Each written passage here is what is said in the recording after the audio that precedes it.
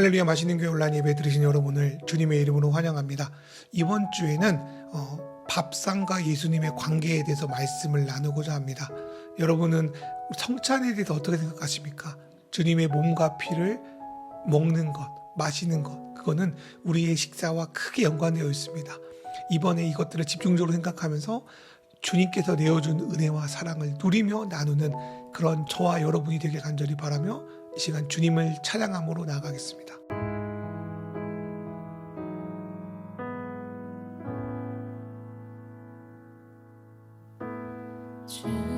주님만이 나를 아시네. 내 모든 삶 주가 만지시네. 주님 앞에 예배하는 이에게 그 은혜를 부어 주시리.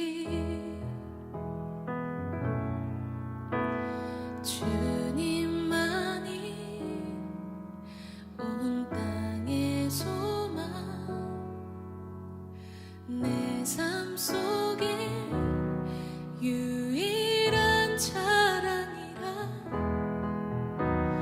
주님 앞에 예배하는 이에게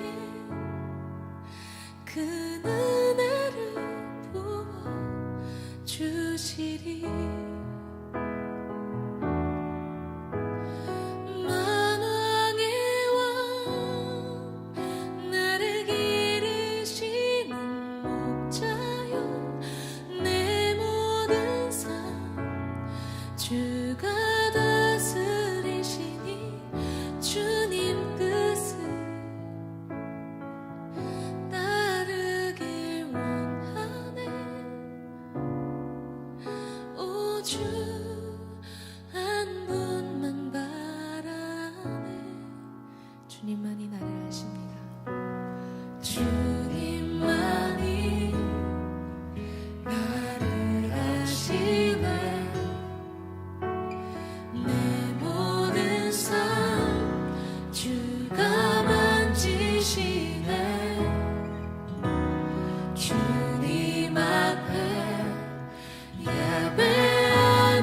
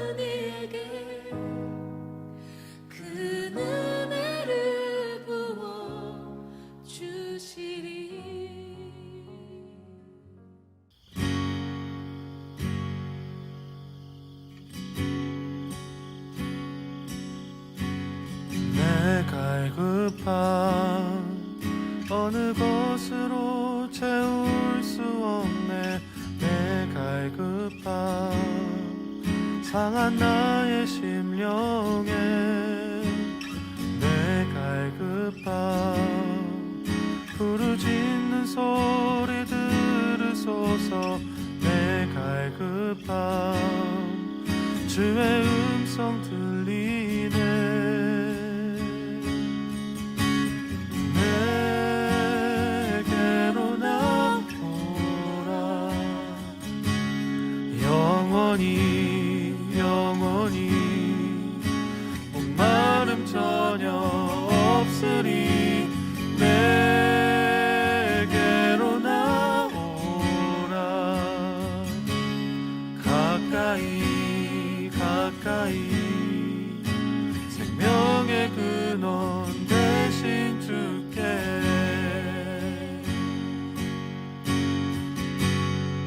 내 갈급함 내 갈급함 어느 것으로 채울 수 없네 내 갈급함 상한 나의 심령에 내 갈급함 부르짖는 소리 들으소서 내 갈급함 주의 음성 들리네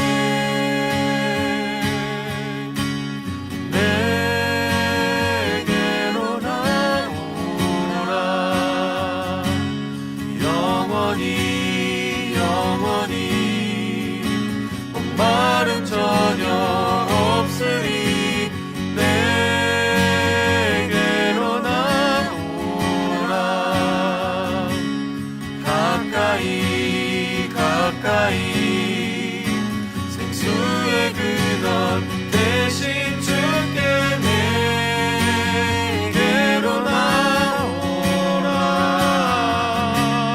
영원히 영원히 목마름 전혀 없으리 내게로 나오라 가까이 가까이 생명의 근원 대신 주께 그 후에 예수께서 나가사 레위라 하는 세리가 세관에 앉아 있는 것을 보시고 나를 따르라 그가 모든 것을 버리고 일어나 따르니라. 레위가 예수를 위하여 자기 집에서 큰 잔치를 하니 세리와 다른 사람이 많이 함께 앉아 있는지라. 바리새인과 그들의 서기관들이 그 제자들을 비방하여 이르되 너희가 어찌하여 세리와 죄인과 함께 먹고 마시느냐?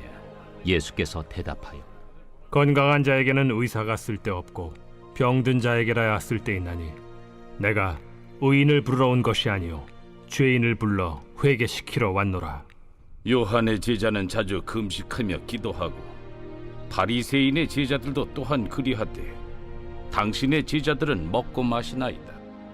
혼인집 손님들이 신랑과 함께 있을 때 너희가 그 손님으로 금식하게 할 수 있느냐? 그러나 그날에 이르러 그들이 신랑을 빼앗기리니 그날에는 금식할 것이니라. 또 비유하여 이르시되 새 옷에서 한 조각을 찢어 낡은 옷에 붙이는 자가 없나니 만일 그렇게 하면 새 옷을 찢을 뿐이요 또 새 옷에서 찢은 조각이 낡은 것에 어울리지 아니하리라. 새 포도주를 낡은 가죽 부대에 넣는 자가 없나니 만일 그렇게 하면 새 포도주가 부대를 터뜨려 포도주가 쏟아지고 부대도 못 쓰게 되리라. 새 포도주는 새 부대에 넣어야 할 것이니라. 묵은 포도주를 마시고 새 것을 원하는 자가 없나니 이는 묵은 것이 좋다 함이니라. 한국 사람들이 지인을 만날 때 하는 인사 중에 하나가 밥은 먹었니? 혹은 언제 한번 밥 먹자 뭐 이런 대화입니다. 하도 많은 인사 중에 왜 하필이면 밥 이야기를 그렇게 많이 하는 걸까요? 뭐 옛날에는 밥을 많이 못 먹어서 그렇게 인사했다 그런 이야기들도 있지만 근본적으로 인간에게 식사는 우리 인간의 생명을 유지하는 것뿐 아니라 다 같이 관계를 맺고 행복을 누리는 자리이기 때문에 그렇다고 생각합니다. 성경에 보면 예수님은 참으로 많은 사람들과 식사를 하시면서 보이지 않는 하나님 나라를 이 땅에 드러내셨습니다. 이러한 일은 우리 그리스도인들 가운데 또 관계 맺는 이들 가운데도 동일하게 나타나야 됩니다. 얼마 전 저는 팀 테스터라는 분이 지으신 예수님이 차려주신 밥상이라는 책을 보게 되었습니다. 누가복음에 나타난 예수님의 식사 장면을 소재로 글로 써놓은 책인데 내용보다는 제목이 마음에 들어서 산 책입니다. 책을 읽으면서 내가 책을 산 의도와는 좀 다른 내용들이 좀 많이 있어서 좀 당황스럽긴 했어도 제목과 그 안에 소주제들이 참 마음에 들었습니다. 그리고 이것들을 가지고 우리 성도들과 함께 나누면 좋겠다고 여겼습니다. 특별히 저희 공동체는 가정교회로서요. 예배와 식사와 교제가 분리되어 있지 않고 한 식탁에서 이루어지기 때문에 더욱더 그러한 마음이 들었던 것 같습니다. 이번 시간을 통해서 함께 그리스도인들이 나누는 식사, 더 나아가서 성찬의 의미까지 함께 나눠보고 누리는 시간이 되었으면 좋겠습니다. 몇 년 전에 삼시세끼라는 예능이 크게 유행했던 적이 있었습니다. 뭘 크게 웃기려고 하는 것이 아니라 몇 명의 연예인들이 시골이나 어촌에 가서 직접 일하며 얻은 재료를 가지고 하루 3끼 식사를 만들어 먹는 프로그램이었습니다. 맨 처음 이 프로그램의 컨셉을 들었던 이 출연 배우는 야 이렇게 하면 망하겠다. 누가 이런 걸 보겠냐? 라는 막말을 하고 촬영에 임했다고 하는데 이 프로그램은 몇 시즌 동안 인기리에 방영되는 소위 대박 프로그램이 되었습니다. 왜 이 프로그램이 인기가 많았을까요? 그리고 지금까지 이와 비슷한 프로그램이 계속 왜 만들어지고 있을까요? 많은 시청자들은 출연자들이 땔감을 자르고 직접 불을 피워서 밥을 해먹는 모든 과정들을 보면서 위로를 받았다고 합니다. 솔직히 밥을 해먹는 게 무슨 위로가 될까요? 그런데 위로가 되는 거예요. 왜 그럴까요? 우리에게 밥상은 단순히 영양분만 공급하는 기능을 하는 것이 아니기 때문입니다.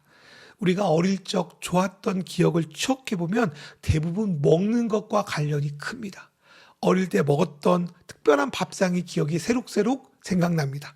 좋은 사람들과의 만남은 꼭 먹고 마시는 밥상이 기억납니다. 그래서 밥상에서 먹는다는 것은 바쁜 일상에서 몇 분을 후다닥 챙겨 먹는 편의점의 인스턴트 음식과는 다르고요. 맞는 이의 사랑과 먹는 이의 반응이 오고 가는 대화의 장이라고 볼 수 있습니다. 또한 보이지 않는 곳에서 음식을 만들어서 바로 내어주는 음식점의 밥과 달리 처음부터 끝까지 밥이 만들어지는 모든 과정을 볼 수 있는 집밥은 어쩌면 그냥 밥을 먹는 것이 아니라 밥을 내어주는 모든 이의 삶과 정성을 함께 먹는 것이라고 볼 수 있겠습니다. 예수님이 이 땅에 오신 이유 중에 하나는 우리와 이러한 밥을 먹기 위해서 오셨습니다. 그리고 자신이 친히 우리의 밥과 음료가 되어주셨습니다. 그리고 교회는 예수님의 밥상을 모일 때마다 함께 재현하는 곳입니다. 복음서에 보면요. 예수님은 자기를 인자라고 바꿔 표현하시면서 자기 정체성을 표현하실 때가 자주 있습니다. 예를 들어서 인자가 온 것은 섬기러 온 것이라고 말씀하시는 마태복음의 10장의 말씀도 있고요. 인자가 온 것은 잃어버린 자를 구원하려고 왔다는 누가복음 19장의 말씀도 있습니다. 그런데 누가복음 7장 34절의 말씀을 보니까 예수님은 자신이 온 목적이 먹고 마심에 있다고 말씀하십니다. 제가 앞에서 예로 들었던 두 가지 말씀은 우리가 흔히 생각하는 예수님의 멋진 이미지에 참 어울립니다. 그런데 예수님은 굳이 하늘보좌를 버리시고 이 땅에 오신 이유가 밥 먹기 위해서라는 것, 뭔가 좀 깨는 느낌을 지울 수 없습니다. 그런데 예수님은 이 땅에 혼밥하시려고 오신 것이 아니었습니다. 예수님은 자기 백성 모두와 식사하기 위해서 이 땅에 오셨습니다. 그리고 그 백성 안에는 사람들이 죄인이라고 무시하며 깔보고 함께 식사하기를 거부했던 이들도 많았습니다. 그 당시 유대인들은 식사에 매우 민감한 민족이었습니다. 성전은 무너지고 이방인들에게 짓밟히고 더럽혀진 상황에서 이들은 자신들의 식사를 하나님께 제물을 올리는 것처럼 여기고요. 자기 가족에게도 제사장 정도나 지킬 수 있는 정결의식을 강조하였습니다. 그렇게 되니까요. 자기와 식사할 사람들은 이렇게 수많은 정결의식을 다 지키는 사람과만 할 수 있었습니다. 그래서 어떤 학자들은 이 유대인들이 만든 정결의식이 고대의 어떤 보건규칙이 아니라 같이 식사하고 싶은 사람과 그렇지 않은 사람을 나누는 경계 표시였다고 보기도 합니다. 이렇게 되면요, 이 정결의식을 지키지 못하는 사람들은 함께 식사할 수가 없었고요. 더 나아가 이 정결의식을 지금도 못하는 사람들은 나중에 하나님 나라가 임할 때 그때 벌어지는 잔치에도 참여하지 못한다고 이들은 믿었습니다. 한편 온 지중해를 그 당시 지배하고 있었던 로마 사람들 그리고 그리스 사람들의 식사는 어땠을까요?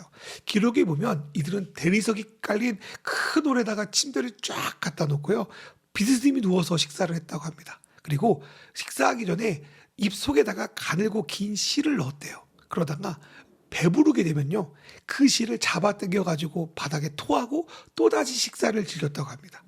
그러면 그것을 노예가 쳤겠죠.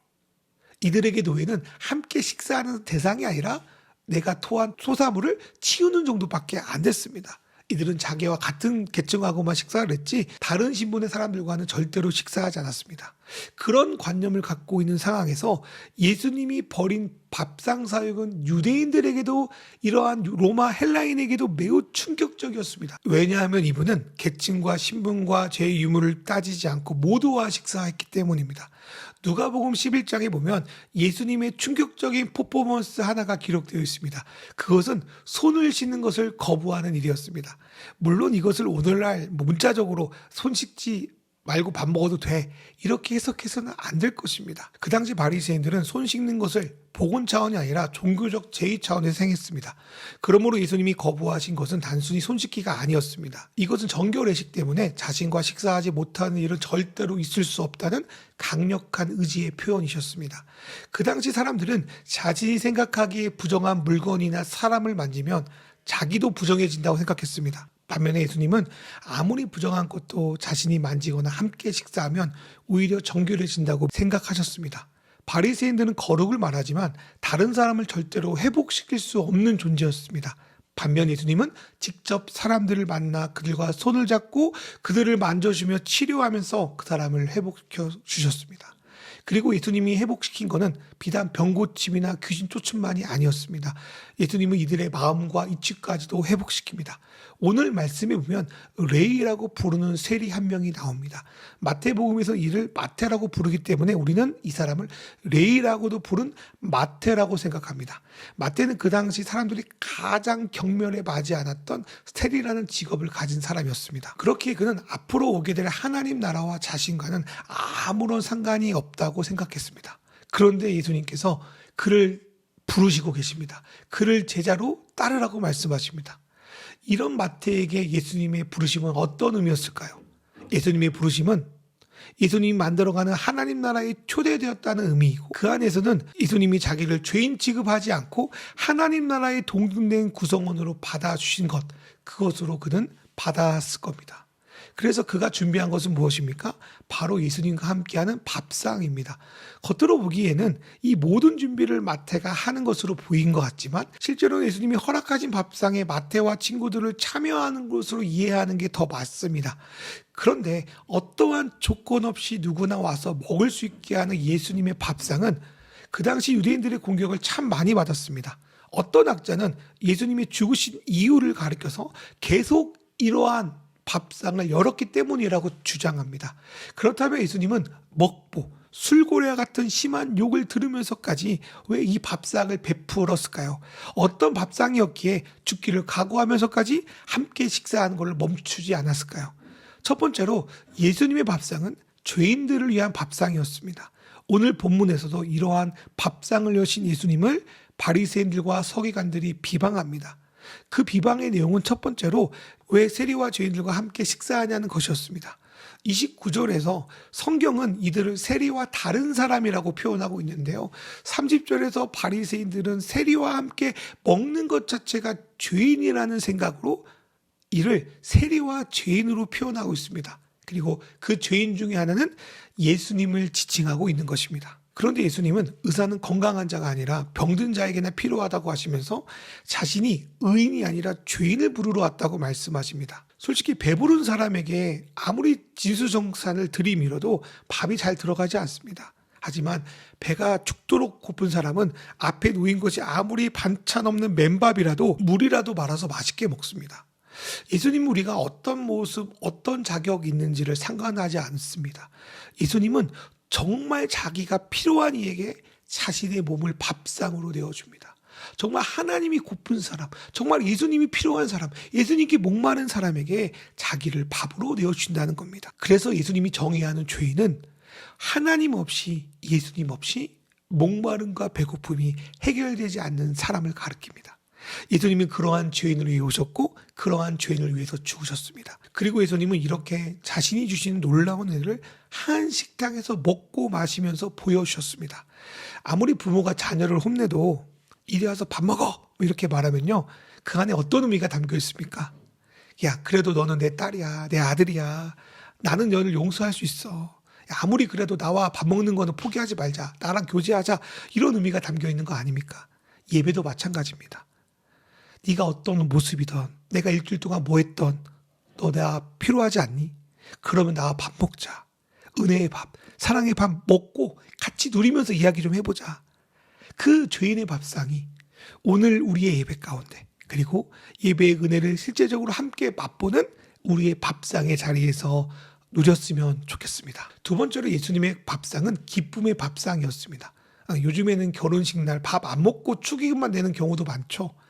그런데 본래 잔칫날 밥 안 먹는 것 자체가 말이 안 되는 것이었다고 합니다. 예전에는 잔치에 베푼 밥을 안 먹는 것은 내가 저 사람의 기쁨에 참여하고 싶지 않아, 나 저 사람 무시할 거야, 이런 의미를 갖고 있었다고 해요. 그런데 어떻게 밥을 못 먹습니까? 상대에게 내어준 음식을 먹지 않는다는 것은 내가 너를 받아들이지 않겠다라는 그런 의미를 가지고 있기 때문에 뭐 단기 선교를 나가든지 어른들을 만날 때는 무조건 잘 먹고 맛있었다고 하는 것이 상식이었습니다. 예수님 시대에도 마찬가지였습니다. 지금 예수님이 이들과 함께 거하는 시기는 축제의 시기였습니다.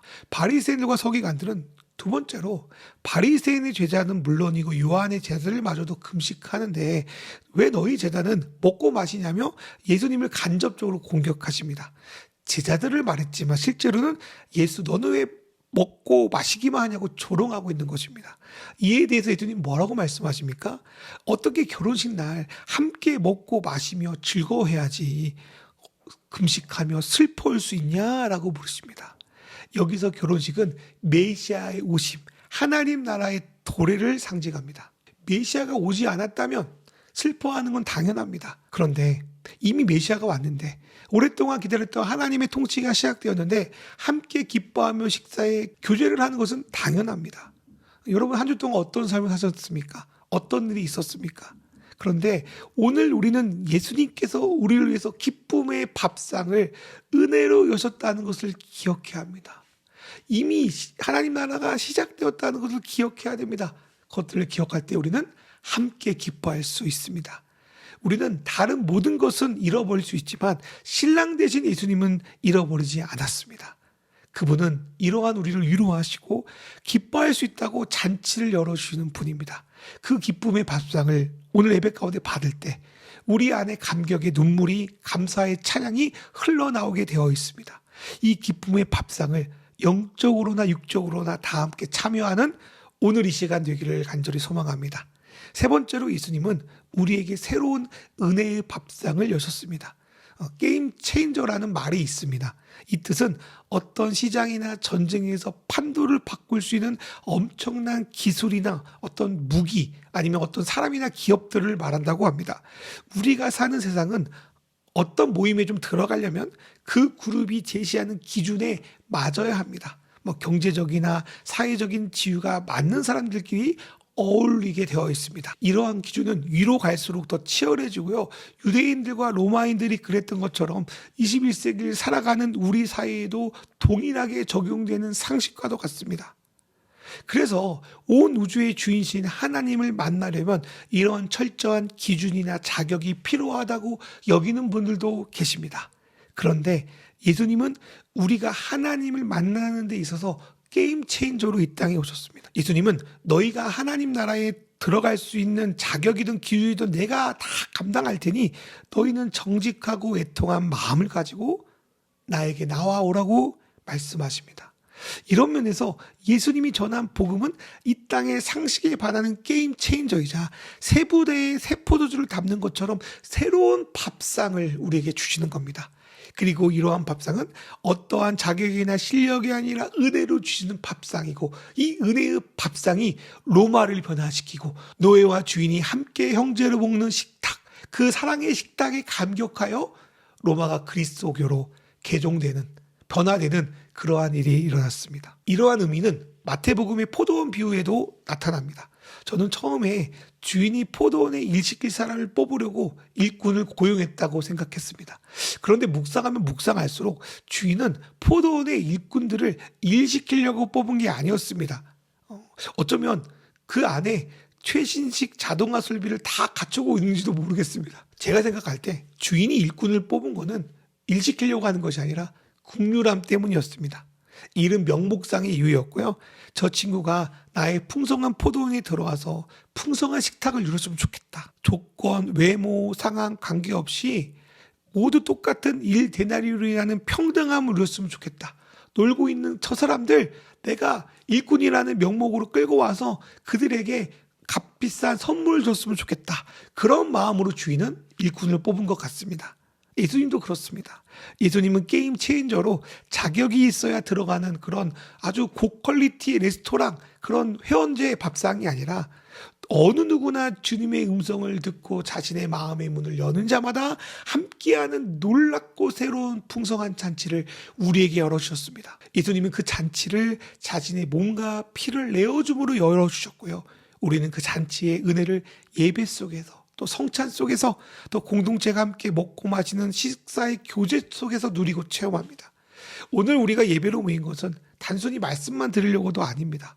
예배라는 의식을 치르려고도 아닙니다. 주님이 베푸시는 이 밥상을 함께 누리기 위해서입니다. 이 은혜의 밥상을 누리려고 우리는 이 자리에 모였습니다. 주님의 은혜 없이는 안 된다고 여기는 죄인들에게 주시는 밥상, 메시아 예수가 여신 하나님 나라를 기뻐하는 자들에게 주시는 놀라운 음료, 어떤 차별도 없이 누구에게나 주시는 새롭고 풍성한 이 밥상을 예수님께서 우리에게 차려주셨다는 사실을 진실로 믿고 누리고 나누는 그런 맛있는 교회 예배가 되었으면 좋겠고, 그런 성도들이 되었으면, 그리고 영상을 보는 모든 믿음의 자녀들이 되었으면 좋겠습니다. 우리 시간 기도하겠습니다. 우리의 예배와 교제가 진정 주님과 함께하는 친밀한 밥상의 교제였는지를 돌아보며 우리에게 주신 예수님의 밥상을 다시 회복시켜 주시옵소서. 우리를 위해 오신 예수님의 밥상의 은혜가 우리 영혼뿐 아니라 몸과 육, 그리고 우리가 교제하고 나눈 이들에게까지 이어주게 하소서. 맛있는 교회가 진정 예수님의 밥상이 차려지고 함께 누리는 밥상 공동체가 되게 하여 주시옵소서라고 우리 시간 기도하겠습니다. 주님 아버지께 기도합니다.